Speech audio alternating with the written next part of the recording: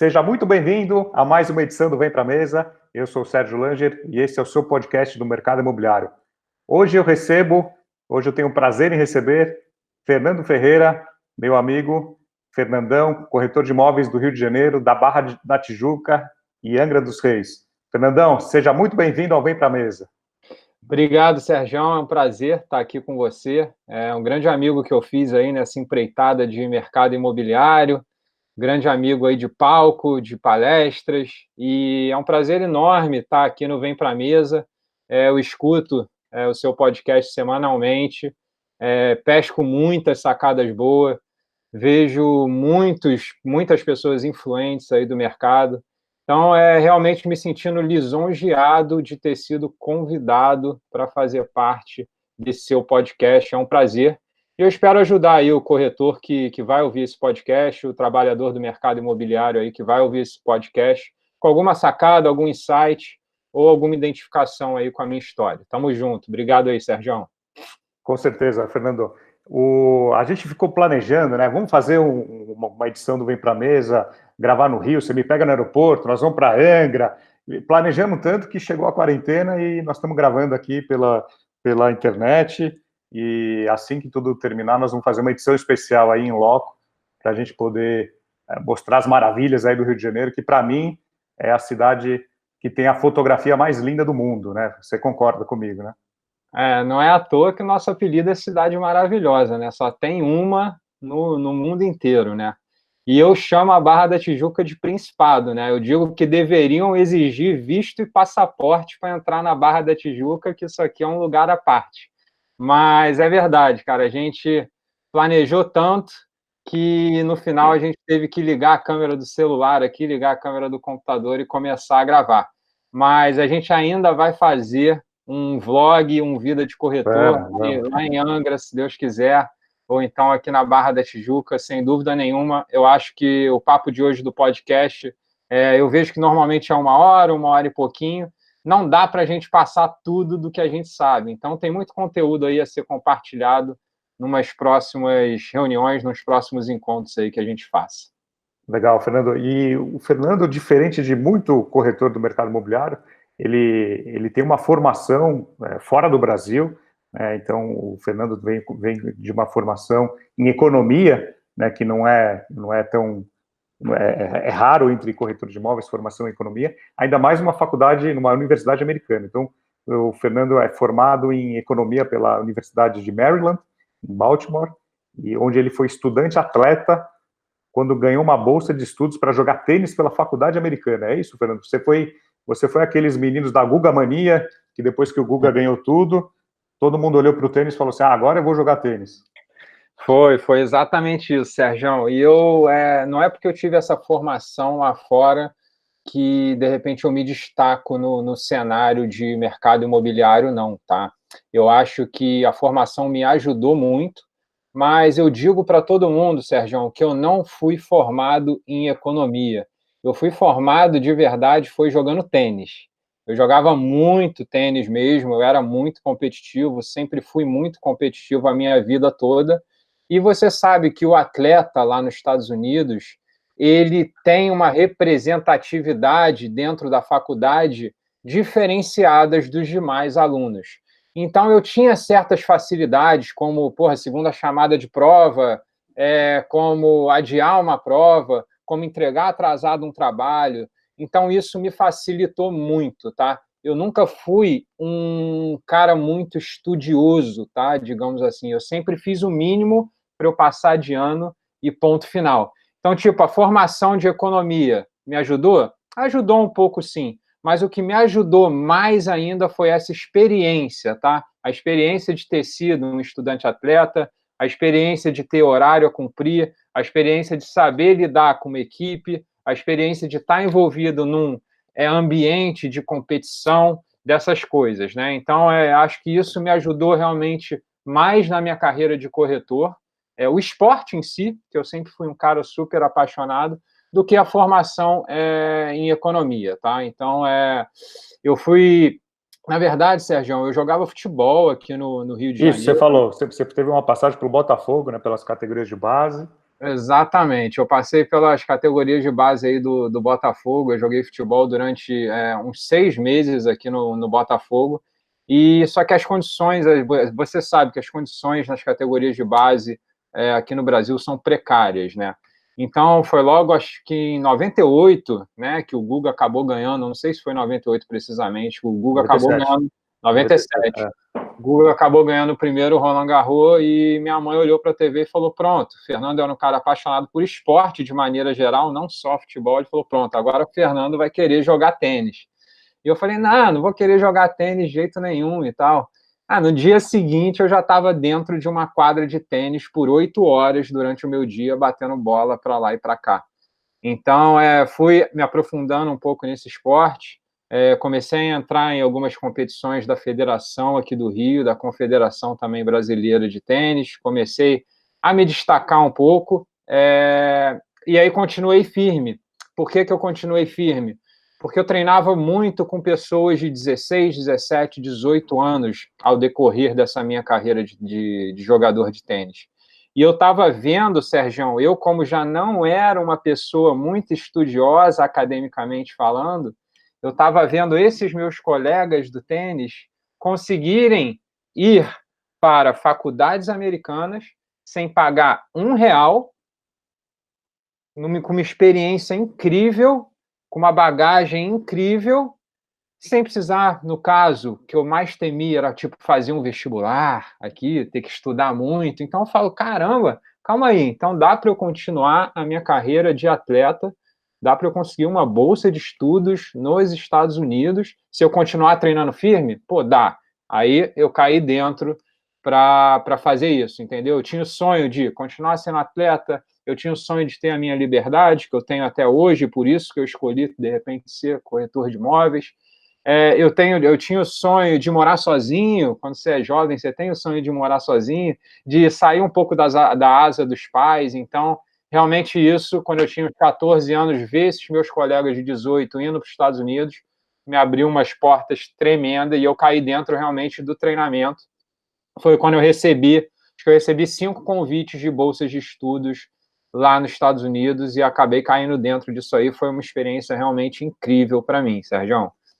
E o esporte universitário americano, né, para quem não conhece, ele é tão profissional ou mais profissional do que muito esporte profissional em outros países, né? Eles têm uma seriedade e um respeito e uma admiração pelos atletas universitários que acho que nenhum país do mundo tem algo parecido, né? Sem dúvida nenhuma. O atleta lá é levado muito a sério, né? Eu joguei Divisão 1 nos Estados Unidos, eu joguei na NCAA Divisão 1, então acabei jogando em Columbia, joguei em Yale, joguei em Princeton, joguei em Harvard, joguei em Boston University, joguei em Cornell, joguei nas chamadas Ivy Leagues, que são essas maiores universidades dos Estados Unidos, e você via realmente um potencial nesses atletas. Foi quando eu tive a minha primeira sacada mesmo, Sérgio, que é quando que é a hora de parar, entendeu? Eu sonhava em ser um jogador profissional de tênis, né? Eu sonhava em, de repente, jogar um Roland Garros, jogar um Wimbledon, jogar um US Open. Só que, eu fui lá na Universidade da Geórgia jogar, e quem estava jogando na Universidade da Geórgia contra a minha faculdade era o John Isner, por exemplo. É o John Isner que é aí top 10 do mundo hoje. É um cara que, num jogo ele faz 55 aces, o cara faz 60 aces, o cara tem 2,10 m.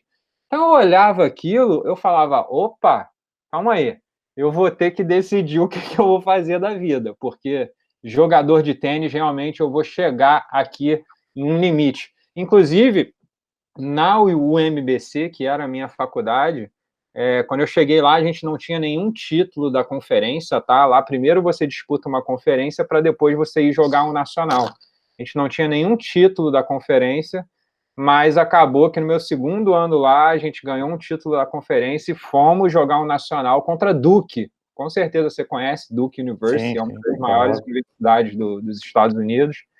E, mais uma vez, quando cheguei lá em Duke, tinha um cara, muito brabo. Quando eu fui jogar em Harvard, tinha o James Blake. Não sei se você lembra do James Blake. Lembra? Então, ali foi a primeira sacada, realmente, como eu te falei, da minha vida. Eu falei, opa, calma aí, eu tenho que me ligar até que ponto que eu consigo ir na minha carreira, seja lá o que eu tiver escolhido para seguir em frente, entendeu?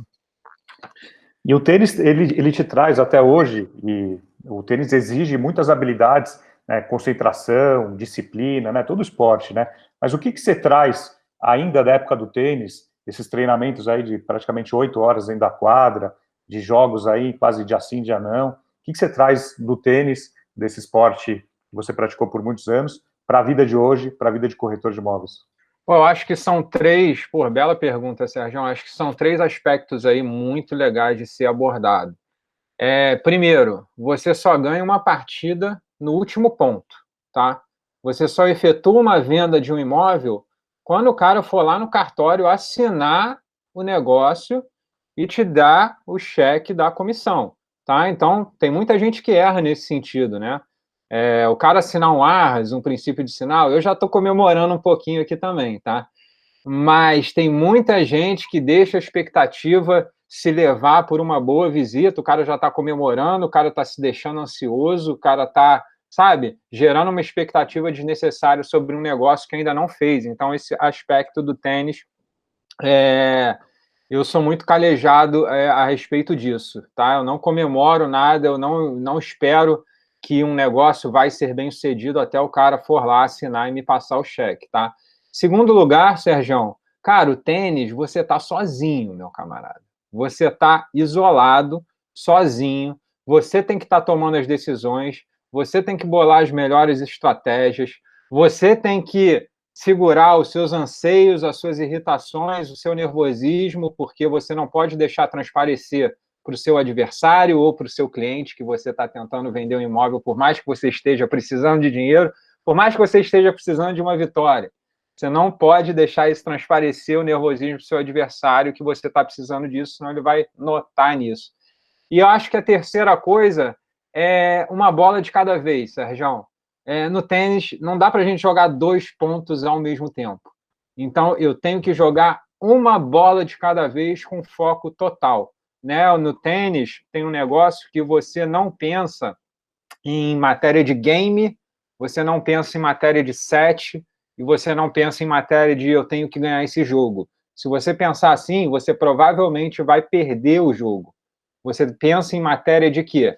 Esse ponto, essa bola, o que eu tenho que fazer para eu vencer esse ponto, para eu vencer essa bola? Qual que é a estratégia que eu vou traçar nesse ponto? E a mesma coisa eu acho que com o cliente, entendeu?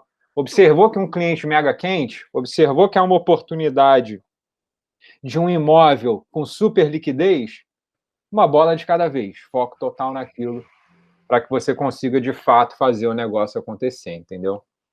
E além de todo o equilíbrio emocional, né, você tem que ter muito equilíbrio emocional, porque muitas Total. vezes você está perdendo uma partida, mas é possível virar, então você tem aí jogos épicos aí que um atleta está perdendo e ele consegue fazer uma virada incrível, e treino, né, você treina muito mais do que você joga, né, então se você trazer para o dia de hoje da corretagem, você tem que treinar muito, né, você vai treinar muito mais do que você vai estar vendendo, atendendo, então acho que treino, a capacitação, e você é um cara que sempre está correndo atrás, está estudando marketing digital, fotografia, está estudando.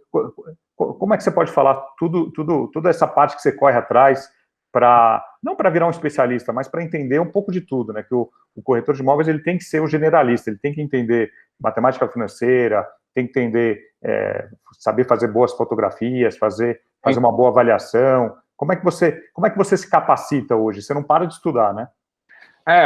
Fazendo essa analogia com tênis, e é super interessante a sua pergunta, Sérgio, o jogador de tênis ele não treina só dentro da quadra, entendeu? Ele não treina só batendo bolinha, tá? Ele treina o quê? O preparo físico dele, ele treina a musculação dele, ele tem uma psicóloga, a gente tinha uma psicóloga que se reunia com o time lá semanalmente para trocar uma ideia sobre o que está acontecendo, quais são as suas angústias, tá? Como é que você está nas provas, tá? Quais são os deveres que você tem que apresentar, quais são os projetos que você tem que entregar.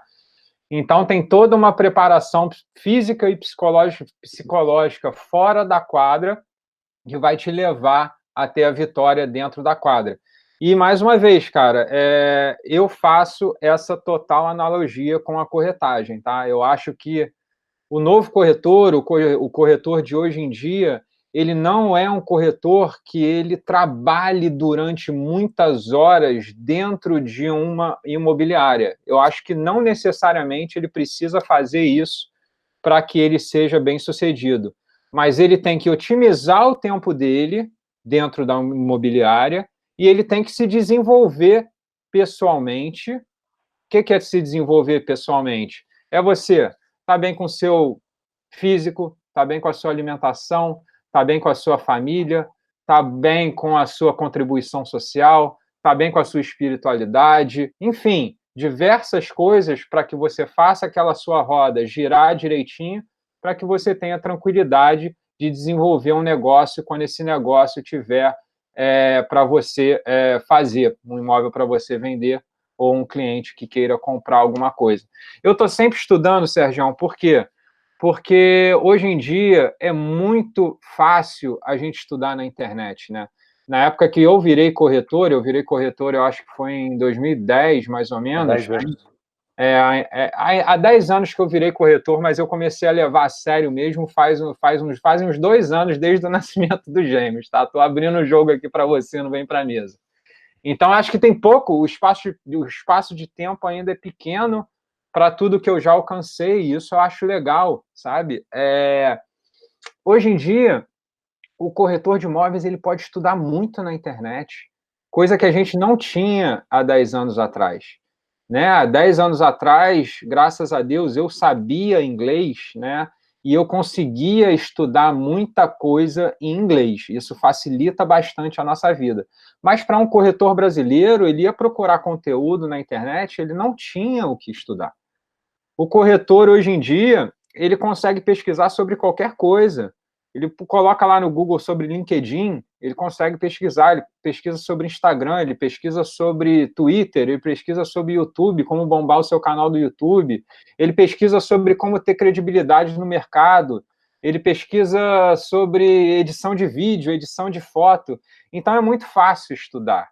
Então, eu sou do tipo de cara que eu prefiro ir no trabalho, escutando um audiobook, escutando um YouTube, escutando alguma coisa que vai me acrescentar algo no meu dia a dia, do que escutando uma música ou sintonizar numa rádio ali que vai me botar no mesmo mood, né, no mesmo humor ali do que o mundo todo, entendeu? Então, cara, o estudo é constante, porque senão a gente vai ser engolido rápido.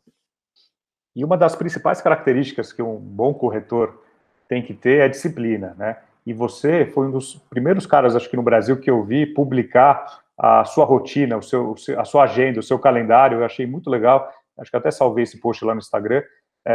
Meditação, café da manhã, ginástica, ligações. Onde você aprendeu a fazer essa rotina? Com certeza, acho que foi nos Estados Unidos, né? Criar essa rotina. A gente lá como acadêmico nos Estados Unidos, você já tem uma rotina muito pesada, tá?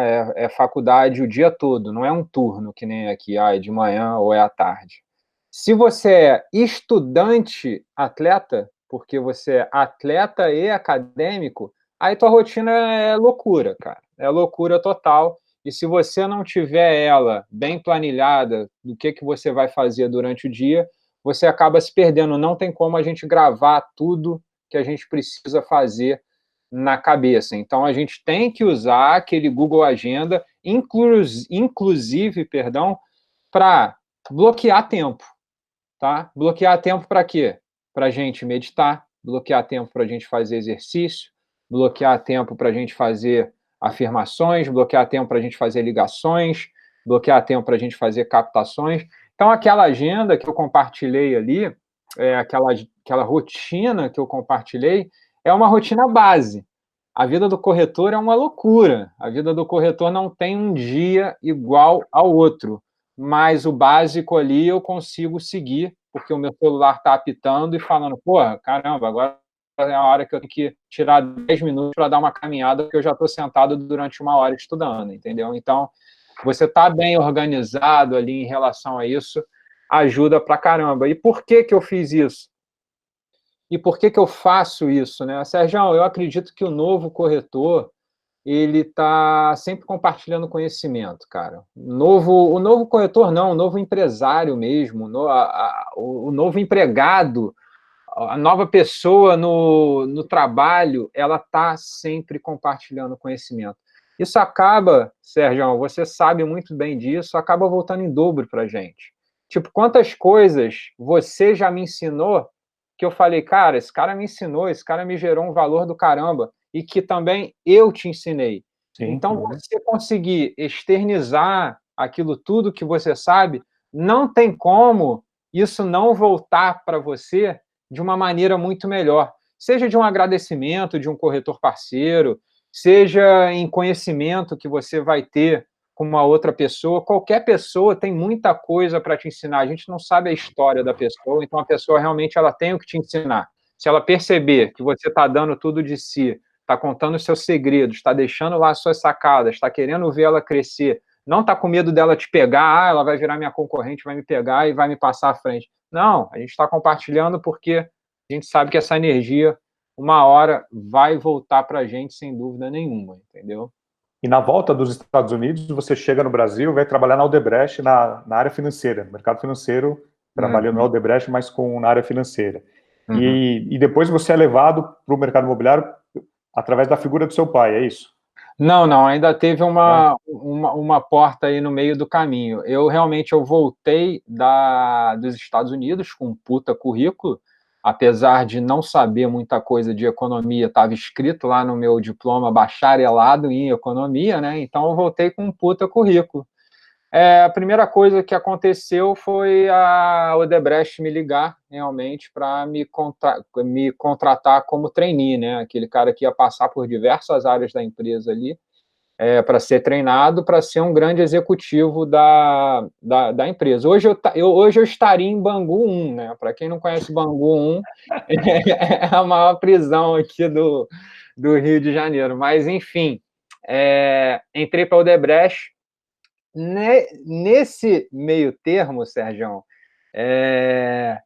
eu jogava lá nos Estados Unidos já, quando eu vi que a minha carreira de tênis ela não seria profissional, ela terminaria ali na universidade, eu comecei a jogar pôquer online, tá? Ah, isso é legal. Então, essa decisão é importante, né? Do vai ou não vai, né? Quando você decide que você não ia seguir em frente, e aí aparece o poker. Exatamente, o pôquer online como recreação, tá? Comecei a jogar como recreação, de brincadeira. A gente sabe que lá nos Estados Unidos esse negócio de aposta esportiva, online, é muito mais solto do que aqui no Brasil, é enorme, né? Sim. Então eu comecei a jogar pôquer online de recreação. Fiquei 2 anos lá jogando pôquer online no final dos meus últimos 2 anos como faculdade. E, cara, eu era um cara ganhador, Sérgio.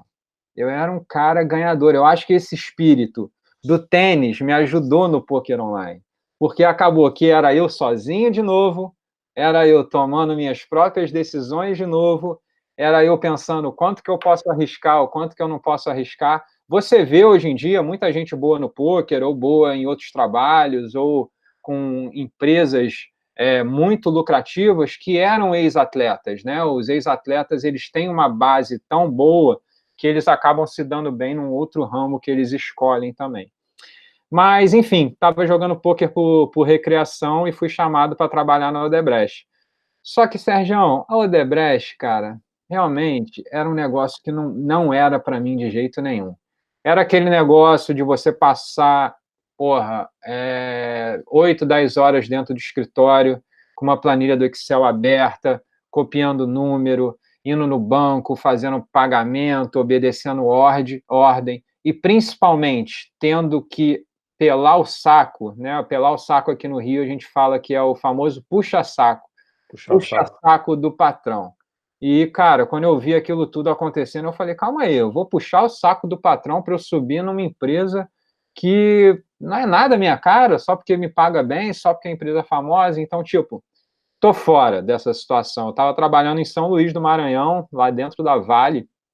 Era uma duplicação da ferrovia lá que leva o minério do Pará até o Maranhão para exportar para a China. Vim embora para o Rio de Janeiro, cheguei aqui no Rio de Janeiro e comecei a procurar outro emprego.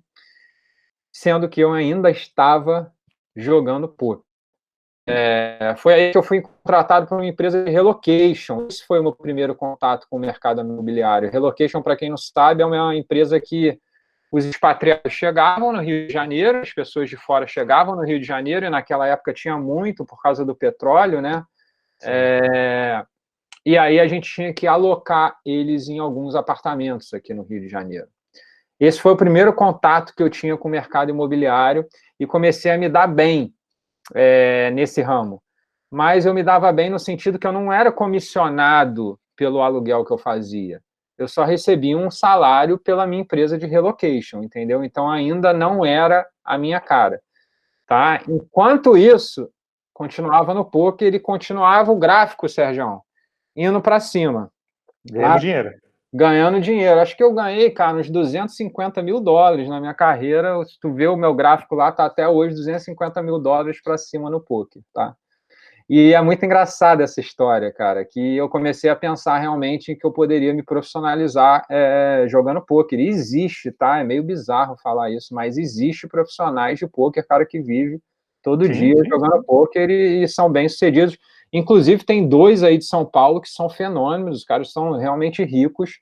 O André Acari e o Pedro Padilha são realmente muito bem-sucedidos com isso. Vivem do mundo do poker, não só do jogo. Tem uma televisão, eles dão cursos, eles dão palestras, eles dão, entendeu? Essas coisas todas. Até que um cara, o André Acário, o maior nome do poker nacional, me liga no meu telefone, me convidando para ir para São Paulo, para jogar poker profissionalmente para ele. Ele me daria uma casa, ele me daria comida, ele me daria estudo e ele me daria $1.000 por dia. $1.000 por dia para injetar no poker online para ver até onde que eu conseguia chegar. Eu jogava por uma porcentagem, já era mais ou menos como corretagem, ó, eu jogava por 30%, ele ficava com 70%. E foi muito engraçado, Sérgio, porque eu aceitei esse desafio no meio da minha empresa lá de relocation, que eu estava indo bem, e foi só o cara me ensinar a jogar poker que eu fui ladeira abaixo. Foi muito engraçado isso, cara. Foi ele me refinar, foi ele me ensinar como é que se faz que eu comecei a perder o dinheiro, meu dinheiro, na verdade, o dinheiro dele no poker, né? Então, fui para cima uns $10 mil, depois eu fui para baixo $35 mil, cara. Fiquei devendo $35 mil, devendo entre aspas, porque eu era contratado, não estava devendo nada, mas fui mandado embora. E, cara, aquele dia que eu fui mandado embora, eu morava no Tatuapé, numa puta casa no Tatuapé, com mais 5 garotos ali que estavam correndo atrás desse sonho aí de ser jogador profissional de pôquer. Foi um dos piores dias da minha vida, cara. E eu fiquei muito magoado, inclusive, com o André Acari, porque eu acreditava ali no meu retorno, tá? Só que, hoje em dia, nem ele sabe disso. Eu acho que ele acha que eu tô magoado com ele até hoje. Mas eu acho que foi a melhor decisão que alguém fez por mim na minha vida. Tipo, ele ter me mandado embora, ele ter cortado esse meu sonho, que foi aí que eu cheguei de volta ao Rio de Janeiro e meu pai já tinha aberto a imobiliária dele, porque a incorporadora que ele tinha não estava dando certo, e ele vendo que eu estava bem já no ramo de relocation, ele falou, calma aí, o Fernando ele tem o tino para o negócio, deixa eu chamar ele aqui para trabalhar comigo, entende? Sim. E fazendo até uma analogia do poker trabalhando para alguém, é como se fosse um corretor trabalhando dentro de uma imobiliária, né? Ele tem uma participação, ele é uma pecinha lá dentro, e hoje hoje você tem uma imobiliária, você tem alguns corretores que trabalham com você traz algumas lições dessa época que você respondia para alguém e que você, teoricamente, você jogava com o dinheiro dos outros, né? Exato, é engraçado isso. Sem dúvida nenhuma, Sérgio, o tanto tênis quanto o pôquer são experiências que a gente teve no passado que a gente leva para essa área da corretagem, tá? Eu considero, cara, a corretagem ali um trabalho que, pô, ele te permite ter uma vida boa, ele te permite ter uma liberdade, ele te permite ter uma flexibilidade e também infinitas possibilidades. Como o poker, por exemplo, tá? Ele me permitia, eu tinha um patrão, mas eu jogava mais ou menos ali a hora que eu quisesse, eu escolhia os torneios que eu quisesse, como se eu escolhesse os imóveis que eu quisesse, e ele me dava também a possibilidade de hoje faturar milhões de dólares. Tipo, eu não estou totalmente fechado num salário que eu não possa, porra, amanhã vender um imóvel de 2 milhões, amanhã vender um imóvel de 5 milhões, ou quem sabe, se Deus quiser, vender um imóvel de 10 milhões. Então, a mesma coisa no tênis. No tênis, eu tinha a possibilidade de entrar num torneio e ganhar, de repente, do John Isner, ganhar do James Blake. Por mais difícil que fosse, eu tinha a possibilidade. Eu tinha que ser disciplinado, eu tinha que estar num treino às determinadas horas? Sim, eu tinha. Mas o que eu fizesse além dos treinos também, tá? Eu dou um treinamento aqui na minha imobiliária para os corretores, dou. Mas não vai ser isso fator determinante que vai fazer do cara ter sucesso. É o que ele faz além da imobiliária que vai fazer ele ter sucesso ou não. Então, cara, minha história a gente vai carregando as experiências boas e ruins do passado, sem dúvida nenhuma, tá? Muito bom. E falando sobre o atual momento, né? Depois de alguns anos no mercado, você estudando bastante marketing digital, algumas ferramentas, você mergulhou de cabeça no Instagram, né? Que é uma ferramenta aí poderosa aí para qualquer mercado, ainda mais para o corretor. E aí, de onde que surgiu a ideia de você lançar um curso, né? Porque não era, até então não era só praia, não era algo que você tinha imaginado, mas aí você começou a documentar tudo que você fazia, você começou, de certa maneira, influenciar muita gente sem até você querer, e aí você teve um dia uma bela ideia de vou empacotar isso e fazer um curso, né? Como é que foi essa ideia? De onde surgiu a ideia de criar o curso para corretores de imóveis? Primeiro de tudo, Sérgio, quando eu comecei era Facebook ainda, né? Era recém-criado o Facebook, quando eu estava lá nos Estados Unidos. O Facebook era só para universitários, eu já tinha acesso ao Facebook, e eu não era um cara popular lá na minha faculdade. Foi quando eu vim uma vez de volta aqui para o Rio de Janeiro e eu tirei foto para caramba, ainda com aquelas maquininhas, tá, de foto digital, fiz o upload no computador e coloquei no Facebook, e de uma hora para outra eu virei popular. Então, tipo, eu tive uma primeira impressão das redes sociais que foi muito boa, tá? Uma hora você não é conhecido por ninguém, e em uma semana você é conhecido por todo mundo pelas coisas que você compartilhou. Então, assim eu comecei, tá? Eu comecei no Facebook. Quando eu comecei no mercado imobiliário aqui no Rio de Janeiro, eu tinha como regra que todo dia que eu chegasse na imobiliária eu tinha que compartilhar um imóvel à venda. Isso era a regra básica que eu tinha, porque eu tinha tido aquela experiência lá nos Estados Unidos, eu lembrei do poder das redes sociais e eu falei, bom, se eu compartilhar um imóvel à venda aqui, vai todo mundo começar a perceber que agora eu estou trabalhando de corretor de imóveis. Então, isso funcionava, cara. Isso funcionava muito bem, porque quando eu compartilhava um imóvel à venda, eu tinha 2.000 amigos, aparecia para os meus 2.000 amigos, certo? Hoje em dia a gente sabe que não é assim, né? Sim. É a tática do traficante que o Zuckerberg usa, tá? Ele libera um monte de drogas, digamos assim, para você usar, chega uma hora que ele fala o quê?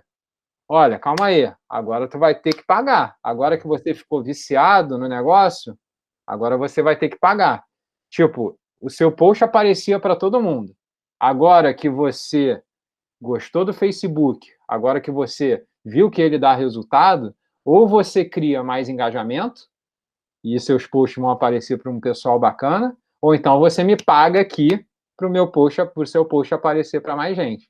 Então, cara, começo de tudo foi o Facebook. Eu não sei nem se fica legal aí falar de tática do traficante, mas dá para visualizar esse cenário muito bem. E um divisor de águas, Sérgio, para mim, entre ficar postando só imóveis no Facebook e passar a trabalhar o nosso dia a dia, a nossa jornada no Instagram, a nossa marca pessoal no Instagram, o grande divisor de águas foi um cara que você conhece, que é o Gary Vee, né?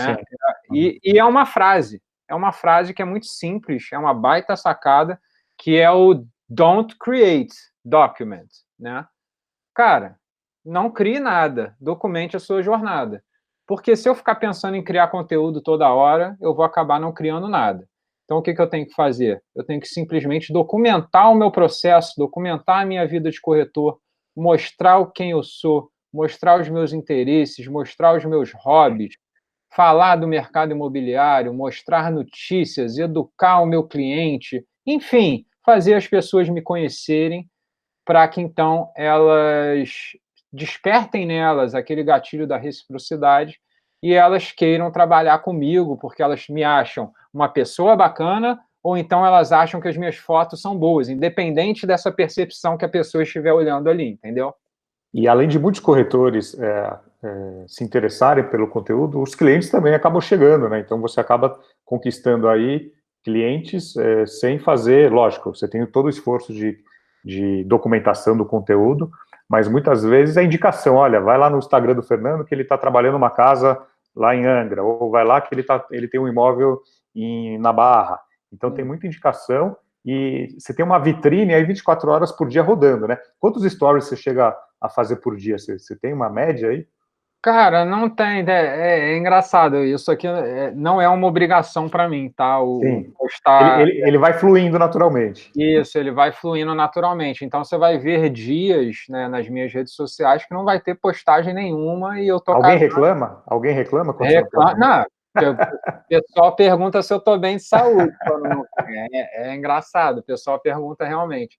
Mas vem muito cliente, cara, muito cliente mesmo. E a gente está falando, eu sou do time do orgânico, você sabe muito bem isso. Sim, sim, sim. Nada contra quem bota dinheiro no Facebook Ads, no Instagram Ads, de jeito nenhum, gente. Eu acho, pô, eu bato palma para vocês e acho isso maravilhoso. Agora, eu acho que no orgânico, eu também boto um dinheirinho às vezes, mas eu acho que no orgânico o cliente é muito mais quente. O cliente é aquele que vem direto mesmo. Então, aparece muito cliente que quer trabalhar da forma que eu trabalho o imóvel dele, ou que está procurando. Hoje aparece cliente aqui procurando imóvel em Brasília, cara, no Sul, para mim, é coisa surreal. E um dos motivos que eu acabei fazendo o curso, né, que você perguntou na pergunta Sim, anterior, foram alguns motivos. Primeiro, aquele de compartilhar conhecimento, que nunca é ruim, o conhecimento vai voltar em dobro para você. Segundo, botar um dinheiro no bolso, tá? Independente de eu fazer venda ou não, criar outras formas de renda para o corretor, no caso eu. Sou totalmente a favor disso, depois a gente pode bater uma palavrinha sobre isso. Terceiro, inspirar pessoas. Porra, eu tinha tanto corretor que me mandava mensagem aqui falando que queria aprender comigo, que queria saber como é que eu faço aquilo, que eu falo, cara, calma aí, deixa eu desenvolver um produto para eu vender para esses caras. E não tem problema nenhum nisso. Todo mundo, cara, quando você tem um certo conhecimento e você já passa esse conhecimento de graça naturalmente na internet, para as pessoas que querem uma determinada atenção mais focada, não tem nada de mais você cobrar por esse serviço. É, claro. é a lei natural das coisas. Então, foram alguns fatores determinantes. Outro fator determinante foi aparecer clientes aqui de Brasília, de Manaus, do Sul, querendo comercializar os imóveis comigo. Então, acabei criando aquela comunidade mesmo que a gente tem, que a gente consegue se indicar, que a gente consegue estar sempre pensando no concorrente, né, entre aspas, como um parceiro de trabalho. Eu acho que isso é o novo corretor, ele deve ser assim, independente de pandemia ou não, tá? Já vinha se transformando para esse lado antes de tudo isso acontecer. Legal, eu até ia falar da comunidade, né? Porque primeiro surgiu o curso, bacana, né? Quem pode paga, quem não pode ver todo o conteúdo gratuito que você disponibiliza, mas foi surgindo uma comunidade em volta do curso que ficou muito maior que o curso, né? Muito. E hoje, qual que é o tamanho dessa comunidade? Existem negócios entre esses corretores, existe uma ajuda, porque ninguém é concorrente, né? Trabalham em cidades diferentes, é muito bacana de ver. Não, pô, com certeza existem negócios dentro dessa comunidade, inclusive eu reclamo, cadê minha porcentagem quando um está com o outro lá dentro? Acho que você já viu isso também, você faz parte Sim. lá da nossa comunidade. Mas nós somos 250 ali agora, não só corretores de imóveis, mas pessoas relacionadas ao mercado imobiliário. Minha meta é chegar a 10 mil, cara. Eu quero chegar a 10 mil pessoas nessa comunidade. Depois eu vou me aposentar, Sérgio. Tá? Boa. Depois, depois você só vai me encontrar lá em Angra. Agora, quanto gratificante é para você? A gente sabe que quando você vende um imóvel, quando você faz uma negociação, é muito bacana, mas quando você recebe um relato de um aluno, de alguém que utilizou uma técnica que aprendeu ou de graça no seu Instagram, ou no curso do Instagram, e aí te manda, olha, consegui fechar o negócio, captei um imóvel, ganhei X de comissão. Como que é essa realização quando você recebe uma mensagem dessa? Cara, maravilhoso, né? A sensação de professor mesmo, a sensação de mentor, a sensação de um cara ali que está, porra, se doando um pouco para fazer as pessoas, fazer pessoas melhores, entendeu? É muito gratificante mesmo. Tem vezes que eu boto o áudio aqui para minha esposa ouvir. Tem vezes que eu entro lá na minha página do Instagram, tem uma parte lá dos destaques dos stories chamados resultados, e quando eu estou, às vezes, um pouquinho down aqui, de mau humor, ou um pouco desanimado, eu entro lá nos resultados, eu fico vendo e eu falo, cara, essa transformação aqui que eu fiz nas pessoas, isso tudo aqui que eu faço, isso aqui tem um valor imenso, vamos continuar firme que vai dar tudo certo. Mas o foco ainda é na imobiliária, Sérgio, tá? Esse é um negócio que a gente faz como segundo plano.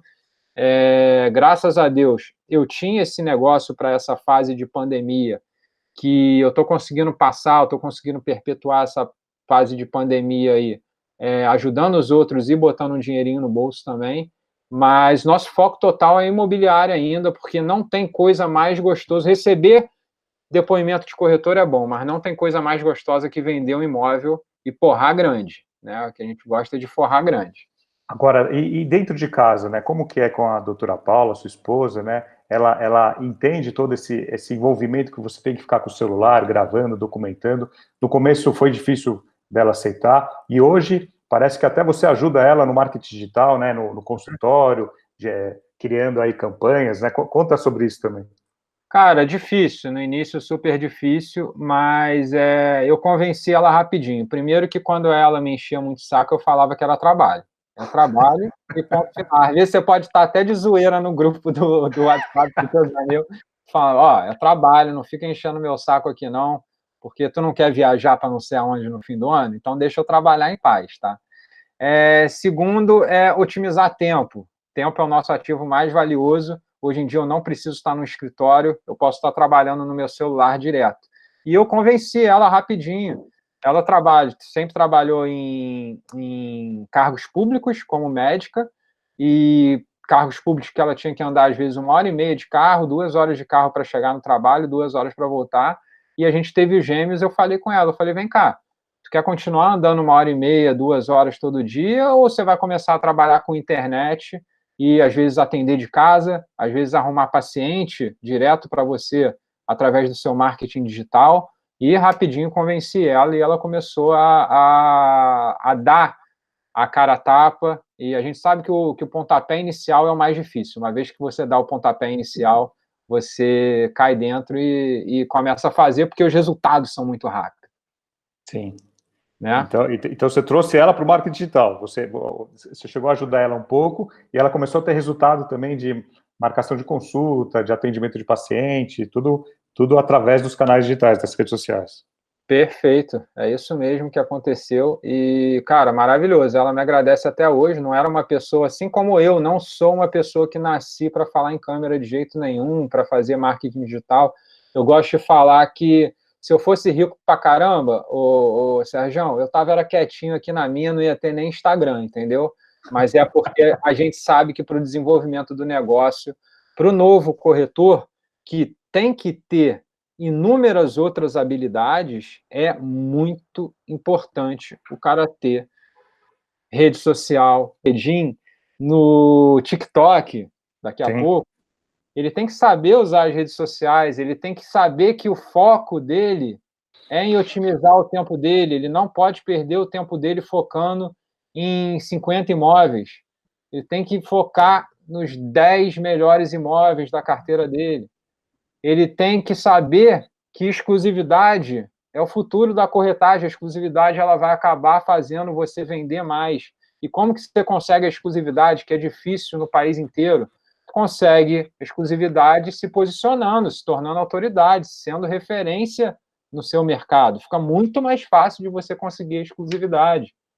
Tá? O novo corretor ele tem que entender que o concorrente dele é parceiro dele. O concorrente dele não é o cara que está tentando ferrar ele.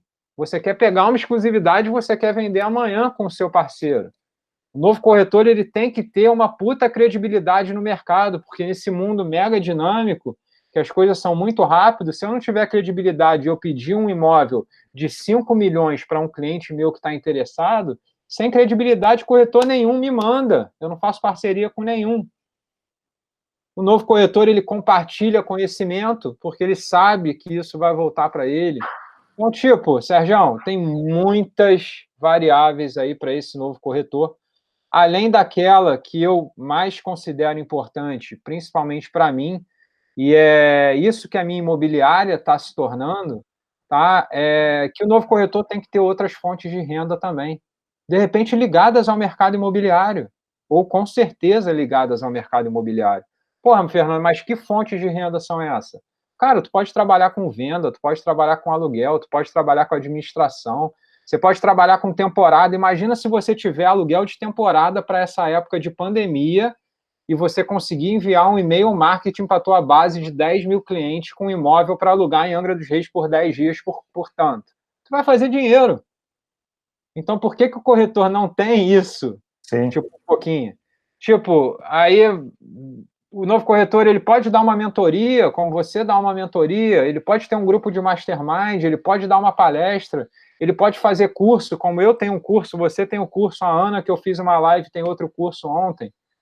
Então, tipo, o novo corretor ele pode trabalhar com consórcio, pode vender consórcio em parceria com alguém que venda consórcio, pode vender financiamento imobiliário. Então, tipo, é ampliar as fontes de renda mesmo para que ele consiga faturar algum dinheiro no mês para que ele tenha tranquilidade para quando ele precisa fazer uma venda, entendeu? Faz sentido? Faz sentido, total.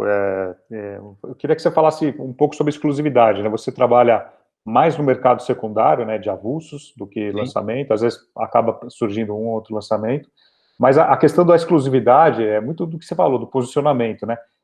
Eu ouço muito corretor, você também ouve muito corretor falando, não, aqui na minha cidade é diferente, né? Não dá para fazer assim e tal. Então, qual que é o seu pensamento, até pelo modelo americano que você tanto estuda, como é que você se posiciona a respeito da exclusividade, questão de honorários, como é que você trabalha? Então, Sérgio, hoje, esse ano, eu decidi só trabalhar exclusividade, tá? Eu não sou uma pessoa que sempre trabalhei exclusividade, não. Lá na imobiliária, a gente pegava vários tipos de apartamentos diferentes, vários tipos de casa em Angra diferentes, às vezes para só fazer o cliente, né? Satisfazer o cliente, estar em contato com o cliente. Ah, daqui a pouco o cliente baixa o valor e você vai lá e vende o imóvel. Mas eu cansei, Sérgio. O que acontece? Eu fazia um trabalho diferenciado desse tipo que eu estou te falando, de fotos, de vídeos, de exposição, de marketing, de tudo para o imóvel, e no final das contas eu não vendia o imóvel. O cara usava todo aquele meu material para fazer uma divulgação, e aí ia lá o vizinho dele, do mesmo prédio, que viu lá onde é que era o posicionamento, foi lá, tocou na porta dele, viu o meu anúncio no Zap, por exemplo, com as minhas fotos boas para caramba, foi lá, tocou no vizinho e comprou o apartamento direto com ele. Eu já tive cliente, que é amigo meu, que me ligou e falou, cara, bateu um cara aqui na minha porta que viu o teu anúncio do Zap e veio direto aqui comprar comigo. Eu vendi para ele. Ele ainda me falou isso. Eu vendi para ele. Mas eu vou comprar um imóvel contigo. Tipo, eu não cansei disso. Eu prefiro ficar em casa com os meus filhos, pensando em outras coisas, ou então having a good time, tendo um tempo bom com os meus filhos, do que ficar quebrando a cabeça de pegar qualquer imóvel que qualquer imobiliária trabalha com qualquer tipo de foto e com qualquer tipo de preço, porque hoje eu boto um imóvel no Zap, no Viva Real, no Imóvel Web, com o preço que o proprietário me autorizou, 1.800.000. Quando eu entro amanhã, tem um vagabundo, Sérgio, que botou 1.790.000, sem o proprietário permitir. Com as suas fotos. Com as minhas fotos. Tem outro vagabundo que vai e bota 1.785.000. Quando você vê, cara, tá uma competição naquilo, aí o que você faz? Você pega o anúncio e manda para o proprietário, certo? Fala, ó, liga para ele lá, porque ele está trabalhando com as minhas fotos e ele está trabalhando sem autorização do preço que você falou. Aí o proprietário liga. Só que chega uma hora, Sérgio, que você cansa de fazer isso, cara. Imagina tu ter 30 imóveis e você ter que ficar vendo na internet todo dia, nos portais imobiliários, quem está sacaneando o imóvel que você está trabalhando. Então, tipo, não vou perder mais tempo. Decidi não perder mais tempo. Agora eu estou posicionado, agora eu trabalho bem minhas redes sociais, o pessoal me conhece, eu só vou trabalhar com exclusividade. Se você não quer trabalhar com exclusividade, eu aperto a sua mão, eu te desejo boa sorte e ponto final. E por que trabalhar na exclusividade? Tem vários argumentos, Sérgio. Porque as fotos vão ser melhores, porque os vídeos vão ser melhores, porque não vai ter duplicidade de anúncio nos portais imobiliários, não vai ter duplicidade de anúncio no Instagram, no Facebook, no Ads, tá? Não vão ter preços diferentes. Cara, é toda uma estratégia. Você vai centralizar em um corretor toda a sua chateação, todo o seu estresse. Qualquer corretor, senhor proprietário, que te ligar, você não vai falar que esse imóvel está exclusivo, você não vai falar, não, você não pode trabalhar o meu imóvel, você vai simplesmente dar o meu telefone para ele, vai falar, claro, vende sim o meu imóvel, liga para o Fernando aqui e resolve com ele. Qual que é o estresse disso? Tipo, diminui o estresse a um nível muito melhor. Então, são vários argumentos, isso é importante você realmente enumerar, fotos, vídeos, marketing, dinheiro gasto, duplicidade, porra, que eu falei? Preço certo. Enumerar tudo direitinho para quando você for captar um imóvel exclusivo, você conseguir passar todos esses argumentos, e realmente são argumentos ótimos de se passar, entende? Excelente. Você, corretor de imóveis que tenta trabalhar a exclusividade, não consegue por algum motivo, tem alguns episódios aqui que eu entrevistei, muita gente falando sobre exclusividade, isso que o Fernando está colocando é essencial, e posicionamento, né? O corretor tem que se posicionar, o corretor tem que entender que isso funciona no mundo inteiro, e não é porque na cidade dele ele tem lá um ou outro colega que fala que não funciona, ele não vai deixar de praticar isso. Então, é algo que só vai melhorar o mercado, né? Se todo mundo, lógico, praticasse isso, a gente teria um mercado muito mais organizado e muito mais ético no Brasil. E no Brasil a gente tem alguns probleminhas que não tem lá fora, e essa questão da exclusividade ajudaria muito a romper alguns paradigmas.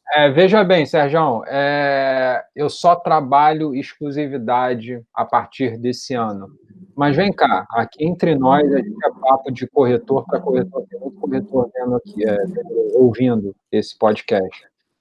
Um proprietário vem para mim, me apresenta um imóvel, eu olho o imóvel, está com super preço, o imóvel tem uma puta liquidez, tem mais uma ou duas imobiliárias trabalhando o imóvel, cara, eu vou pegar esse imóvel para trabalhar, tá? Eu não tô, tipo, 100% fechado, é só exclusividade, tô com tapa burro e ponto final. Não, de jeito nenhum. Cara, vai de caso a caso. Pelo amor de Deus, não descarte um apartamento com super preço e super liquidez só porque você não tem a exclusividade. Isso de jeito nenhum, tá?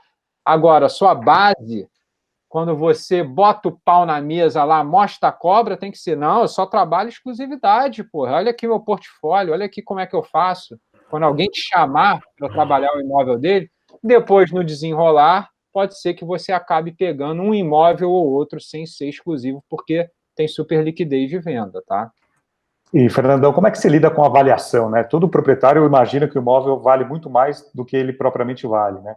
Essa avaliação é um dos pilares fundamentais para um para o início de uma boa parceria, uma relação entre corretor e proprietário. Como é que você trabalha para colocar a sua avaliação, para ele entender que está num preço certo de mercado e que se ele não baixar ou ele não adequar, não vai ter negócio? Então, o Rodrigo, você conhece o Rochinha, o Rodrigo Rocha, ele é avaliador profissional pelo Cresce. Eu acho que todo o Cresce, não é só o do Rio de Janeiro, ele dá um curso gratuito, inclusive, sobre avaliação de imóvel. O corretor, ele acha que o Cresce também não serve para nada e ponto final, e também não é assim. Tem muita coisa ali que funciona e dá para você estudar, principalmente, né? Em questão de justiça, essas coisas e tal, se você tomar uma volta, não vai servir para nada realmente, mas tem muito material ali que dá para estudar. Então, basicamente, o Rodrigo que faz as avaliações, foi um curso de fim de semana que ele fez, um curso super básico, e, cara, a gente apresenta para o proprietário exatamente o preço que a gente pensa que o imóvel vale, tá? Sem firula, sem firula. E com dados. Você é um cara que lida com dados todo dia, né? Não adianta, não é da boca para fora, não é na orelhada. São dados de imóveis vendidos naquela região, são dados de imóveis anunciados naquela região, bastante dado, um negócio denso. Porra, uma ficha de avaliação dessa tem 50 páginas, Sérgio. Então, quem faz aí uma avaliação de 50 páginas para entregar na mão do proprietário para lutar por preço? Praticamente ninguém do mercado, entendeu? E esse é um dos primeiros passos para se conseguir uma exclusividade, né? Uma boa avaliação, uma confiança mútua entre corretor e proprietário, porque quando você consegue, quando o corretor consegue mostrar e fazer o cliente entender que aquela avaliação que ele tanto estudou, preparou, é aquela que vale, e não é consultando duas, três páginas e perguntando para o porteiro qual foi a última transação, não é assim que se faz uma avaliação, né? Exatamente, principalmente no mercado de hoje, né, Sérgio? O mercado mudou e a gente tem que mudar com ele, né? Quando o mercado tá bom, qualquer coisa funciona, né? Quando o mercado tá bombando, às vezes até as coisas que você faz de errado, elas não aparecem porque você acaba que tá vendendo e tá seguindo firme. Agora, com o mercado diferente, com essa mudança de mercado, inclusive essa mudança por conta de pandemia também, mas eu já vi essa mudança antes. A gente tem dois tipos, eu costumo separar isso em dois tipos, muito ligado também ao tênis, ao pôquer, a essas experiências que eu tive. Tem dois tipos de mudança que você tem que fazer. Primeiro, a mudança mental. Tá com tempo ainda aí, Sérgio? Tá, vamos embora. Estamos chegando no final, mas vamos lá. Show de bola. Primeiro a mudança mental, tá? De mindset, e depois a mudança de ação mesmo, tá? Que você vai ter que tomar. Que a vida, cara, normalmente ela é feita de problemas e, tipo, oportunidades. Obviamente. Você tem que escolher no que você vai focar.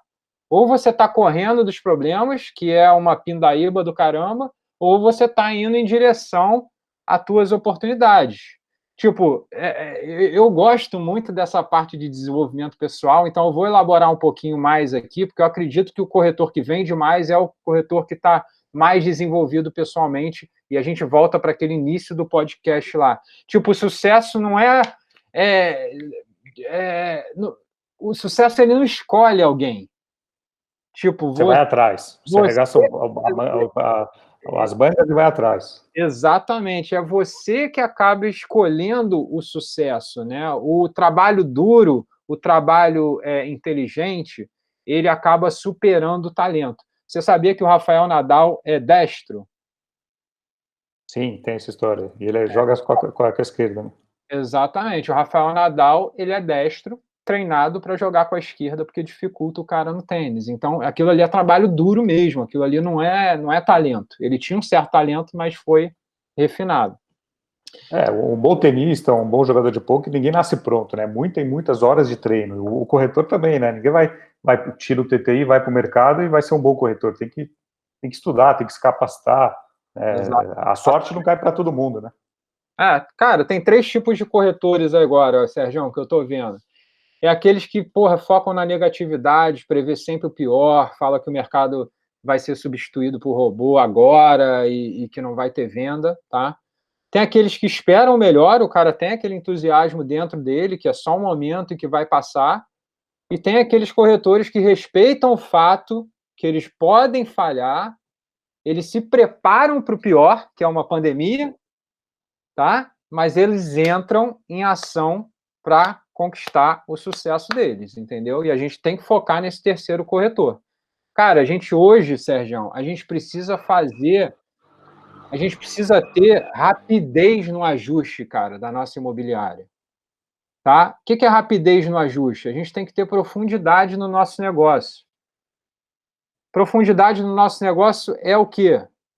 É a gente ver quanto que a gente está gastando, é a gente ver quais imóveis que a gente está anunciando, é a gente entrar mais em contato com os nossos proprietários, é a gente ajustar preço, é a gente ver métrica. Eu estou falando da gente, eu estou falando de mim mesmo. Sabe aquelas métricas que eu deixava para a secretária imputar lá na planilha do Excel para ver qual lead que está convertendo e qual lead que não está convertendo?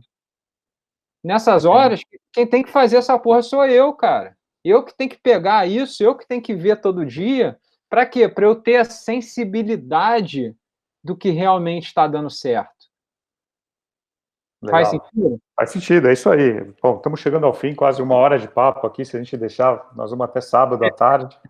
Agora, quero finalizar com uma pergunta que eu sei que é uma pessoa que representa muito na sua vida, é uma inspiração para você e que quando você fala, seu olho brilha, que é a figura do seu pai. Qual que é a importância e a importância que seu pai tem na sua vida, não só pessoal, mas profissional também, Fernando?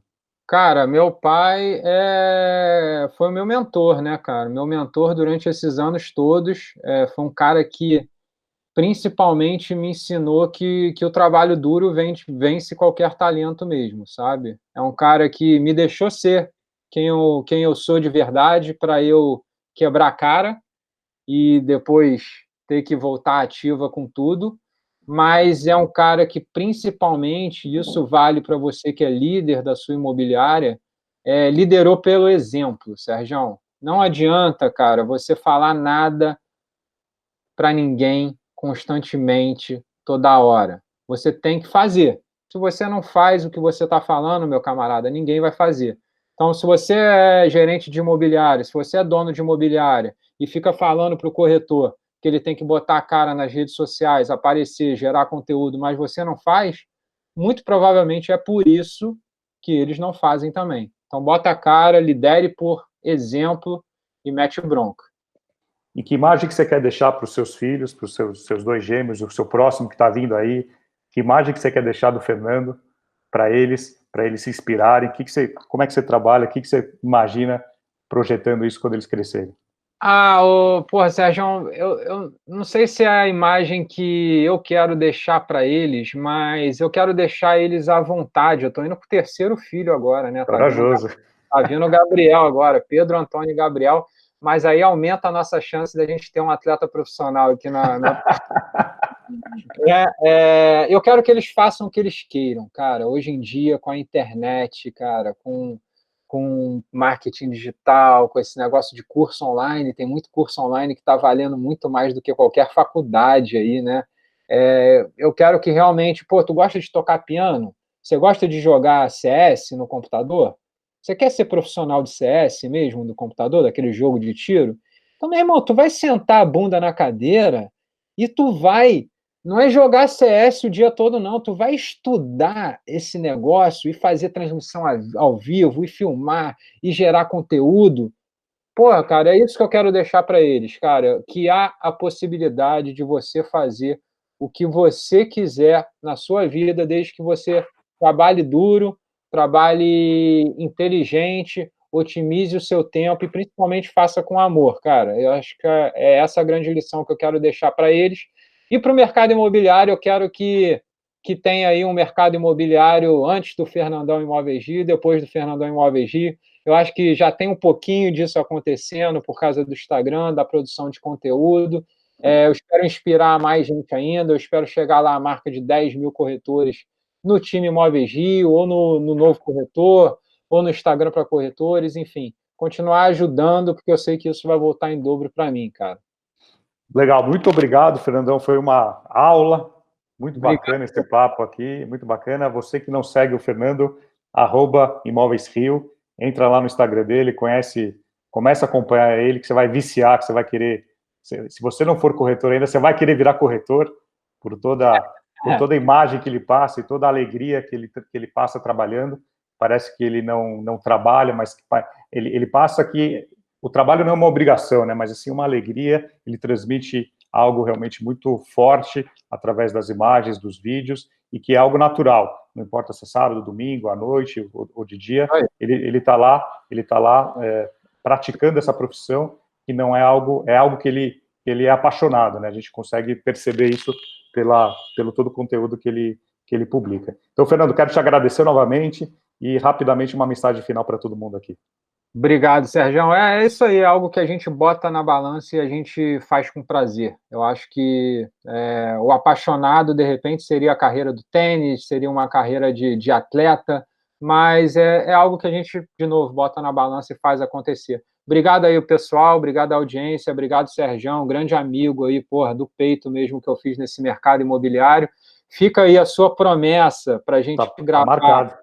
Aquela aula de LinkedIn, que meu Boa, vamos fazer. LinkedIn tá uma bosta, e você que vai ajeitar isso aí. Eu espero vender, eu te mando a tua porcentagem. Então vai ter aula de LinkedIn já no canal do Imóveis Rio.